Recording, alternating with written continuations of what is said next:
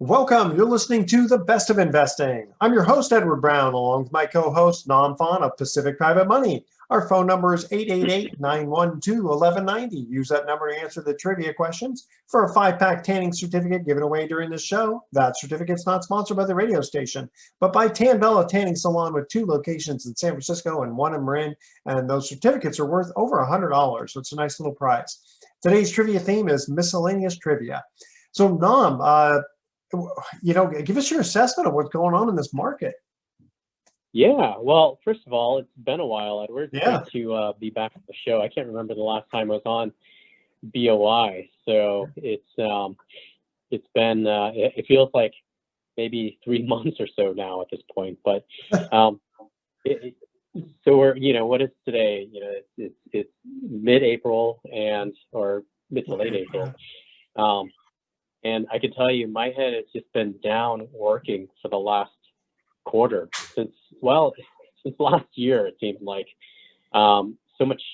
I can't believe it's been a quarter. But looking back since the last time I was on the show, I mean, so much has happened. When I was on the show last, interest rates were what they had been, low, historic lows. Yeah. And flash forward to right now, and interest rates are continuing to climb in the conventional world. When the last time I was on the show, we were in the throes of winter still, although it was starting to be like rain and snow free, I think, back in January. And here we are, it's raining and snowing in April. So but in the residential real estate space and lending, it's been crazy. I mean, rates have been climbing up. I feel bad for our conventional peers because their business has dried up a lot. Certainly the refi market has. Thankfully we're sort of in the spring market, so there is more real estate activity, but overall in the conventional space, activity is suppressed because of the very fast rising interest rates and inflation. And now the prime rate has only increased so far a quarter point. So what else is driving such a high percentage in conventional mortgages? Yeah, I think it's a combination of things, but you're seeing lenders just raising rates. Just maybe they're seeing a limited supply, so they're trying to of real estate activity as well. So they're being maybe proactively reacting to the market where they think it's headed, right? You're seeing inflation as well. So you're just seeing across the board, everything go up. And we'll talk a little bit later about how that impacts, Pacific Private Money and what we do. But we're seeing massive layoffs in the conventional space. Really? Wow. Yeah, and we can talk about more how what we're doing in this market cycle as well. We're actually doing the opposite. We're hiring because we're busier than ever, and we'll talk about why in a little bit. But yeah, interesting. There's so much real estate activity still going on. I can tell you on residential. Residential sales are still robust. There's still so much building and development going on in the real estate space, just because of the chronic undersupply of housing that we've seen in the last 10 years. So overall, our activity hasn't slowed down. If anything, it kind of has, and that's one of the reasons why I haven't been on the show. Is just that we've been so busy with our just day-to-day production. Yeah. Well, because your market is not the refinance typical market of somebody wanting to get lower rates. That's not you. Right. So no, our market isn't refis or conventional refis. Certainly it is tied to purchases, which is still, pretty robust, but certainly, we're not conventional lenders. So, we're not making and haven't made rates below, really 7%. But even 7% now is on the low side for alternative lending, which we can talk about. I mean, because even conventional seems to be above 5 now. Yeah. So that delta between what the banks are, what you can get a conventional rate at and what we are is closing, and we don't want it to be any tighter. We actually need to raise our rates because we don't want to disincentivize somebody from staying at our rate because the conventional rate's so much, not too far off. So, we're short-term lenders. But it's funny because the banks, from a savings standpoint, I mean, they're still at close to 0%, right? So from an investor standpoint, it's not like a situation where, investors could put their money at, 6% at the bank. And so, you guys would have to charge, 10% in order to attract money. It's a very interesting situation where the bank deposit rates are low, but yet the bank interest rates that they're charging are high. So I could see you guys being even busier, specifically because we will be. And that's the thing I want to talk about in an upcoming segment is our investors are asking us, hey, now that interest rates are rising, where do you think your fund returns will be? Yeah. And we'll talk about that in a little bit. We're getting more and more of those questions because people are wanting to they're worried about the stock market too, like they were when COVID first hit. So a lot to talk about, but it's all interesting. And bottom line for us, not to start the show with this, is just that we're busier than ever. And I kind of wish you would slow down a little bit. We've talked about we'll do ratchet that back a little bit. Too much business. All right, we're going to cut to our first commercial break here. Miscellaneous trivia is our theme. What is the main language of Brazil? That's our trivia question, all right? Call 888-912-1190. First caller with the correct answer is going to win that tanning certificate, again, which is worth over $100. Trivia question number 1. What is the main language of Brazil? Again, call 888-912-1190. First caller with the correct answer is going to win that tanning certificate. Stay with us. You're listening to The Best of Investing. Don't touch that dial. We're going to be right back. Welcome back to The Best of Investing. I'm Edward Brown, along with Nam Phan of Pacific Private Money. Our first trivia question: what is the main language of Brazil? Portuguese, right? Portuguese, very good. That's actually because Brazil is the largest in the country, in the continent. When they say, what's the main language actually of South America, it's Portuguese because there's so many people in Brazil. Oh, really? Okay. Yeah. Wow, all right, very good. So an email comes in for you that says, with interest rates rising, do you think you will have to charge more for loans to your borrowers?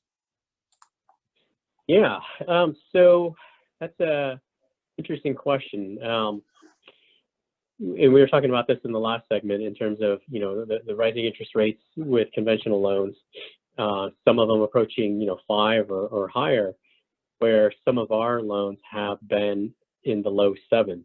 So, a year ago, it was more like conventional rates were in the 3s and 4s, and maybe really more 3s, and our rates were in the 7s, and that was coming down from 8, the year prior. And I'll get around to answering that question, but some of what we saw last year was that because conventional rates were so low, borrowers, even in hard money or alt lending space, were able to get more and more competitive lower rates for the types of loans we do, bridge loans, fix and flip, et cetera. Just because there was so much capital, people were able to borrow from the Fed at 0, and so there was a lot of institutional money coming into the space. Therefore, there was rate pressure on us, which resulted in us lowering the pref for the Pacific Private Money Fund down from 7% to 6%, and then also offering rates for the Pacific Freedom Fund at 6%. So now that we're seeing this environment where rates are going back up, the question that the email question that came in is, will we see rates go up? Our rates? Generally, yes, you will see that over time. As where we are correlated in many ways to the conventional mortgage market. It's not an overnight, reflection when rates go up or down. It's usually there's some sort of latent period, but I think we'll see our rates start to creep up faster than they crept down, I'd say. So, our cost of capital can go up as well. So we have to be reactive to that. And also we have to be careful of how high conventional rates go, because, at some point, if they go up to 6 and we're charging 7, let's say, how much real incentive is there for somebody to work on getting a refi out of our loan, right? So, we want to be able to meet the demand that we have, but at the same time, we don't want to create unnecessary stress by being the low price leader in our space. We provide a really great service, and that service really should be equated to value and not price. And so, we'll probably see rate increases, and to our investor listeners out there, over time, as we add more loans to our funds that are at a higher rate, you'll start to see that weighted or blended average borrower rates go up. Therefore, the fund, return to investors should start to creep up as well. So I think this year we'll probably see the floor in the returns in terms of the distributed returns to our investors. We'll see the bottom, I think. Obviously, a lot can change still, but with this rising interest rate, I could see by the end of the year we'll start seeing our returns to our investors climbing back up over what they currently are. Good. So yeah, which I'm excited about, because our investors, we've had a lot of really, really great investors who have been with us through our, when we were paying in the 8s early on to now paying in the mid 6s. And I'd like to see that creep back up over 7. Well, especially if the bank deposit rates stay relatively low, then people are still going to be looking for alternatives. And if you guys are raising your interest rates for your investors, I mean, I could just see, what do they say, Katie bar the door or something like that? Is that, when you have a flood of people coming in? Oh, right. Yeah. Well, the funny thing is, I mean, it's really almost 2 years ago at this point where you had, quote, kind of a black swan event. And I don't know if the Russia-Ukraine war is considered a black swan event yet, but it's impactful like COVID was. Certainly interest rate hikes and inflation are impactful in ways that are, similar to COVID, where you're seeing stock market volatility because of the rate and inflation, but also with the instability of what's going on in Russia and Ukraine. We're seeing interest with people pulling out of the stock market and putting their funds in our funds. Yeah. Putting their as long as there's activity with regard to real estate, one way or the other, people buying, people selling, etc. I mean, that's going to keep you busy. Yeah, and we may not finish this part of it, but our overall activity, like I was starting the first segment with, is it's busier than it's ever been. I mean, we are 100% over this time last year in terms of our loan volume. It's insane, and we're, I keep telling our team we're going to hire proactively. We're going to hire proactively instead of reactively, but we're still trying to fill seats, and so we're looking continuously and continue to look for more staff. Well, maybe some of those brokers, as you say, or agents are being let go by other companies. That might be a good story. Well, right now the salespeople aren't. They're usually the last to go. It's all the production staff, the support staff, and we are looking to fill those roles. For instance, we're looking for somebody for our closing department. That's the area of highest need. So anyone who's used to drawing loan documents, that's who we need. We certainly want loan agents as well. But we've been trying to hire loan processors, underwriters, etc. And so it's a good time, if you're looking to stay in lending, to consider alternative lenders, and specifically us. And how do people get a hold of you if they want to? So how do people get a hold of you if they want a loan, if they want a job, or if they want to invest money? Yeah. In any no particular order, right? Yeah. 41 call us at 415-883-2150. That number again is 415-883-2150. I do all the initial interviews, so I'll be talking to you directly if you're interested in joining us. Actually, if you're interested in investing, you're going to be talking to Edward more than There you likely. go. And if you're interested in borrowing, you're talking to neither of us. Although actually, Edward, you help out there too. I But, help out a little bit. Yeah. Isn't Isn't that funny? we have a In all team the of, years we've been doing this, the first time we've ever tried to promote Pacific Private Money as, hey, we're hiring. yeah, I know. I think that's Okay. going to be mantra for this year. That's right. All right. Hey, we're going to go to our second commercial break here, talking miscellaneous trivia. What decade was the first Indianapolis 500 race held in? What decade? All right. That's our trivia question. Call 888-912-1190. First caller with the correct answer is going to win that tanning certificate. Stay with us. The Best of Investing will be right back. You're not going to want to miss the show. Welcome back to the Best of Investing. Again, I'm Edward Brown, your host, along with Nam Phan of Pacific Private Money. Our second trivia question: what decade was the first Indianapolis 500 race held in? What decade? Geez, I don't know, like the 50s? No, 1910s. Shoot, I originally wrote down 1920, but I was just thinking, I'm like, was there anything that you could race? Yeah, Like autos that were box. really, so they're going like people were running faster than the cars. Yeah, that's right. Back Well, then. in fact, I remember like when cars first, well, I don't remember when cars came out. I remember reading about when cars first came out. Like the first speeding ticket was given because I think the guy went like 12 miles an hour. You know, it was like 8 miles an hour. You're And gonna like, kill someone. what's that? They're like dragged him out on the street and like, you're gonna kill someone. Yeah, exactly. Yeah, I can walk faster than that. Yeah. All right. So Noam, why don't you give us a little rundown on the Pacific Private Money funds from an investor standpoint? Sure.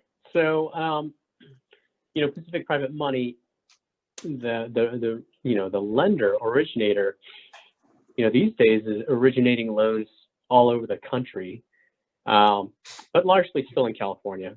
And that makeup between the types of loans that we do, I'd say it's 50% these days consumer bridge loans, and the other 50% just what we call, business purpose or non-consumer, non-owner occupied loans to people who are fixing and flipping properties, to people who are buying homes. A lot of people are buying homes these days to rent out long term. Oh. And then builders who are building homes, either multifamily or infill construction, single family residence. And we fund all of these different loans in a number of different funds we have. And, we've talked about this for a while. We now have 4, with one of them being specifically the Pacific Private Money Fund. And that fund has been our legacy fund. It's been around the longest since 2013. So we're going on, this is our 9th year. I can't believe that. Yeah. When I started, then it was our 5th year or something, or our 4th year. And the Pacific Private Money Fund is California, largely California properties, single family residences, some construction, some commercial. It's kind of a mixed bag, but really it's a cross section of most of the types of loans we do. And it pays a preferred return of 6%, and a distributed return, which includes profits or what we call EDC, of anywhere from 6.3 to 6.5. And so that's our primary fund, and it's currently about 60 million or so. Can I go ahead and talk about the other funds? Of course. Yeah. Okay. So our next fund, the next oldest one is Pacific Freedom Fund. It's going on. It's actually 2 years this month. It currently is north of 40 million. It pays a fixed return of 6%. I actually go back on the Pacific Private Money Fund. There's a 1-year lockup. Yeah. So investors who want to invest in it, it's a $50,000 minimum, 1-year hold or lockup, after which you can redeem on a, first come, first served basis.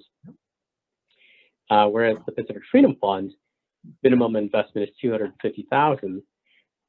It pays again a fixed 6%, And investors who invest in the Freedom Fund are attracted to it because they can get that nice return while they're sitting, on, maybe they have some idle capital in between other investments.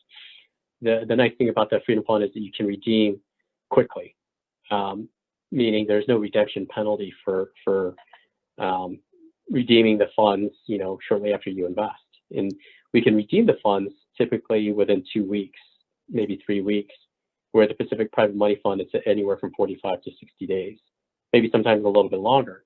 But, so the decision between the two really is, number one, for the Pacific Private Money Fund, you can start out with less. Two is, if you don't need that capital for a while, just park it in there and let the investment compound, or obviously you can take monthly distributions. Well, not obviously, we pay monthly distributions. Freedom Fund, if you need that capital back, you can get it back pretty quickly. So also there's a lot profit of participation profit participation in the Pacific Private Money Fund as compared to the Freedom Fund. So there's, not only just the 1 year hold, but you get a little bonus interest. Yes. Yeah, where the Freedom Fund is flat, you get a 6%. And then, you can take monthly distributions, or you can roll it over and, grow your principal. But the minimum investment is $250,000. So but the Freedom Fund is more liquid, let's just say. Yeah. So that's been a really popular one for people who pulled their money out during COVID and kept it on the sidelines. Pulled it out. When I say pulled it out, they pulled it out of the stock market or other investments that they, would have had some volatility because of what's going on in the world. Real estate had been very stable through that entire time period. Mm-hmm. The next one is Southwest Note Fund, which is essentially a fund designed to purchase seller carryback notes. Bound pays 7.5%, and a fixed 7.5%. Similar to the Freedom Fund, it's highly liquid, so investors can redeem fairly quickly. What would you say that time frame is, Edward? Same, 2 weeks. We asked for 30 days, but 2 weeks, and primarily it's in the loans are in Texas. That's another distinguishing fact. Plus, the loan to value is relatively low. The average loan to value in that fund is only about 44%, and because we're buying the loans at a discount, the average is just under 30%. So a house that's worth $100,000, our investment might only be $29,500. So it's a very conservative fund from that end of it. Yeah. So, and that one's been performing quite well. Yeah. And our last one is the North Star Capital Fund. The North Star Capital Fund is unique in that the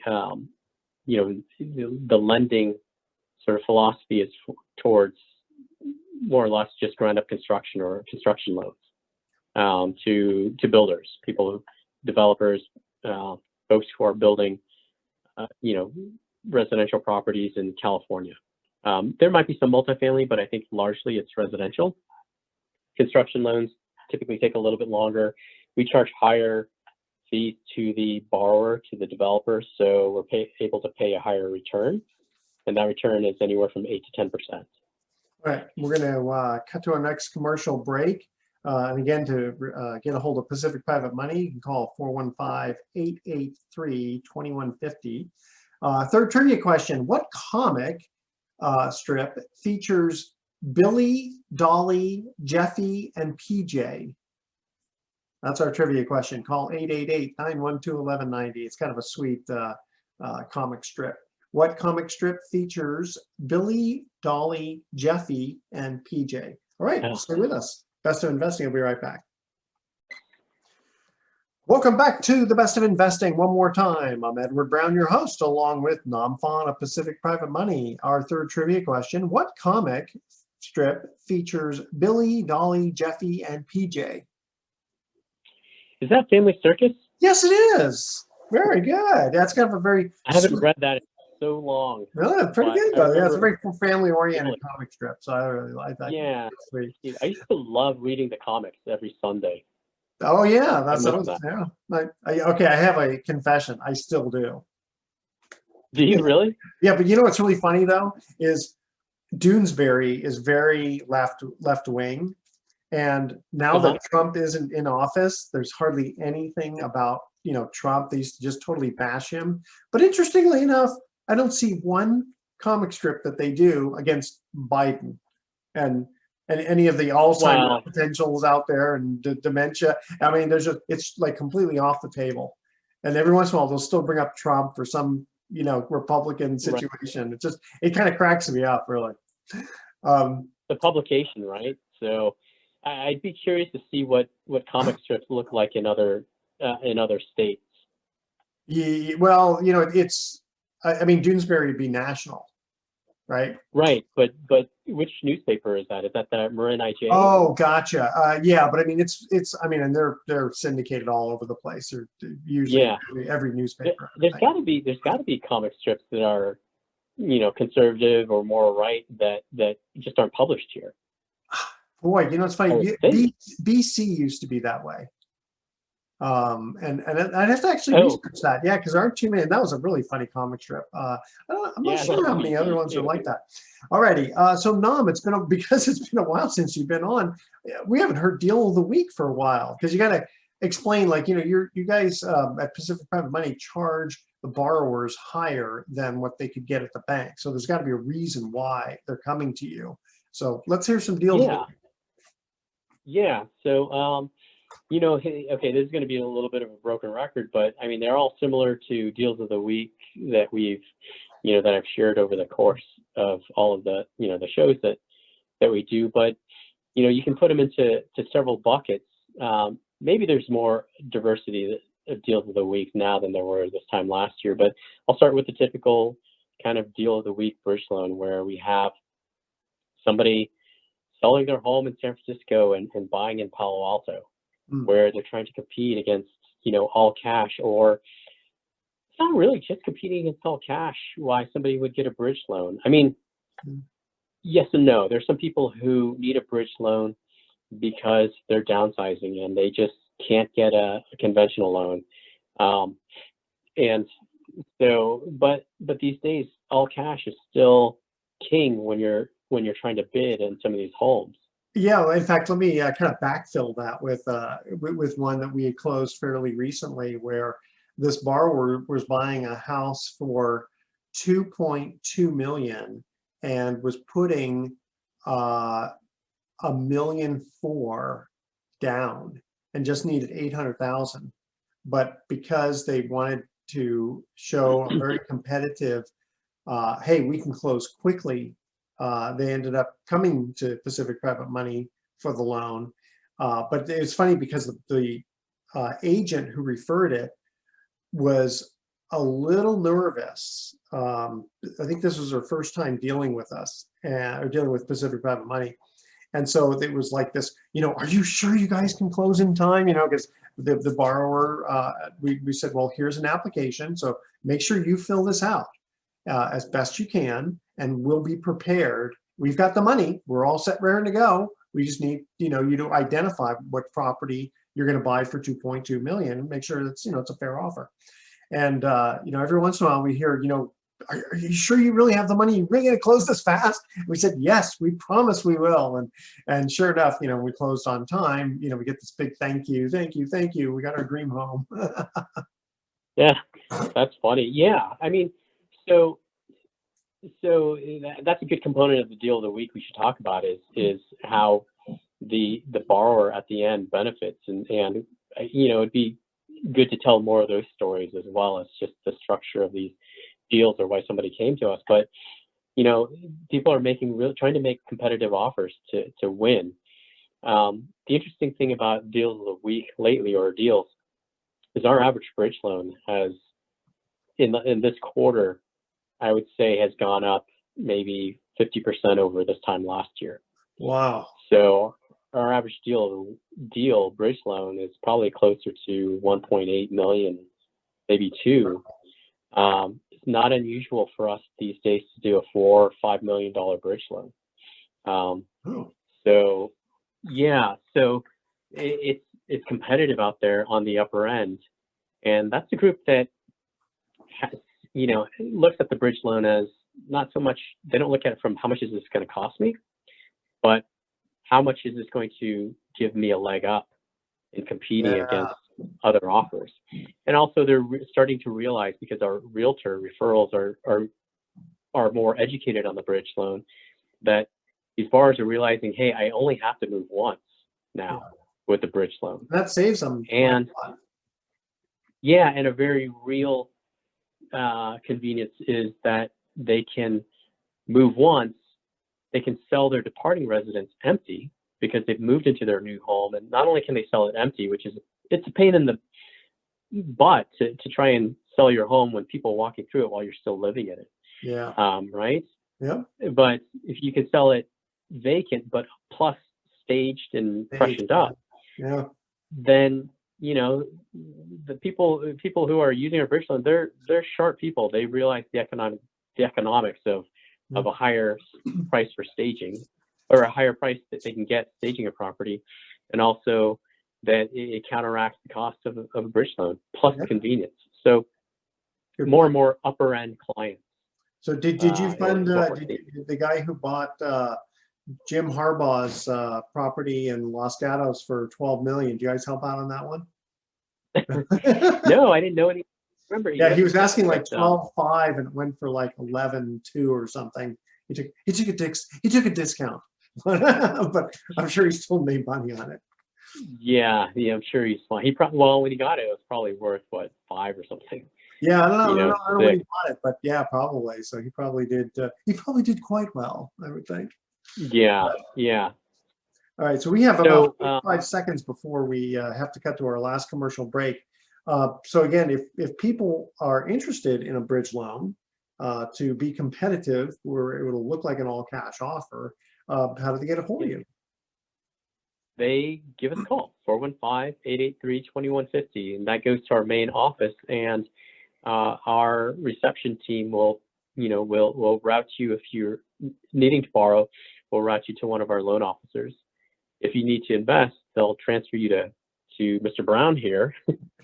And if you need a job, they'll transfer you to me.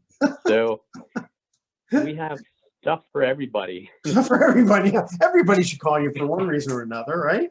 I mean, think about it. Yeah. We're, like, even on your Freedom Fund, you know, it's almost like a money market account, almost, except you can't write checks against it. Where else can you get 6% in a very conservative market? And the reason it's so liquid is because you're packaging loans, selling them to Wall Street, get the money back, put it back on the conveyor belt, and do this all over again. Yeah, we're selling loans every week now, so we have high liquidity in the Freedom Fund. All right. Okay, stay with us. The Best Investor will be back with some closing comments. Don't touch that dial. Welcome back to The Best of Investing. Last time for today, I'm Edward Brown, your host, along with Nam Phan of Pacific Private Money. We don't have a trivia question, but Nam, you know, it's been quite a while since Pacific Private Money has done a presentation. You know, prior to COVID, they were doing them like almost once a month in person, and during COVID, it was some Zoom ones, and now maybe back in person again. When's the next presentation, you think? Yeah, good question. You know, I think we were just talking about we need to have presentations. I think we will have one, but I think it's going to be via web for the next one. Okay. Yeah. If anything, you know, COVID presumably it seems like it's coming back. So, but also, I think we have the benefit of the webinars, basically. You know, if you do something in Walnut Creek and you got someone in San Jose, or you know, Nevada, whatever, they don't want to maybe necessarily do all that traveling, and so it's just so much easier to just, you know, tap in when they. You know what's funny is, regardless of whether or not it's been done in person or on the web, we get about a 60% show up rate in both cases. There you go. So it's weird that, you know, people who say they're going to come in person, 6 out of 10 actually do. People who say they're going to join the webinar, about 6 out of 10 do. I don't know what that 40% up to. So you save money on the venue. Yeah, there you go. Or it tells me that 40% just likes to say yes to stuff, but never really follows through. That's true. Listen. Yeah. So Good point. So, but you're right. So the next one will be a web one. We're going to talk about the Freedom Fund. There's a lot of interesting things that we're doing with that. Would love to share that with our investors and or potential investors. And just to recap on the Freedom Fund, it's $250,000 minimum or minimum $250,000 investment. All the funds, by the way, you have to be accredited. The rate of return is 6%, but attend the webinar and you'll hear something we're doing for the short term for investors to invest in the best thing people can do is to either email you or call your office to at least get on the list for registrations for when you're going to have a webinar where you can send them an email invitation. So give out your email as well as your phone number for people to get on that list. Yeah. So if they want to just call the main office and reserve a spot, 415-883-2150. We're planning for the end of May, or you can email me, nam@pacificprivatemoney.com. That's NAM@pacificprivatemoney.com if you want to learn about the Freedom Fund. Again, we haven't done a fund presentation in a while. This one will be via web, and we're excited to re-engage with our potential investors. So yeah, it's coming up. We'll start with the Freedom Fund, and as the summer progresses, or we come around to the summer, we'll do other ones as well on some of our other funds, and it'll be great to reconnect with our investors. Yeah, one of the things I really like about that Freedom Fund is it's a great holding tank, so to speak. So if people say, well, I'm not sure if I really like it, it's paying only 6%, blah, blah, blah. I say, well, okay, until you find something else, especially for those people who are trusted investors and they get paid off and they're looking for the next deal, it's sitting around at 0%. They might as well have it working for them at 6%, and then they can get their money back, 30 days later. That's a great. Yeah. Okay. All right, we're going to cut out. Here's our thoughts for the day. Why did the farmer get acquitted for stealing seeds? Because the evidence was planted. Like that? Okay. And what's the difference between a genie and a scientist? One grants wishes and the other one wishes for grants. So true. Very good.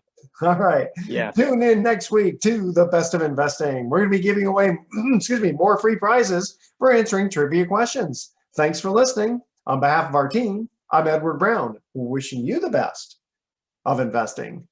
So long.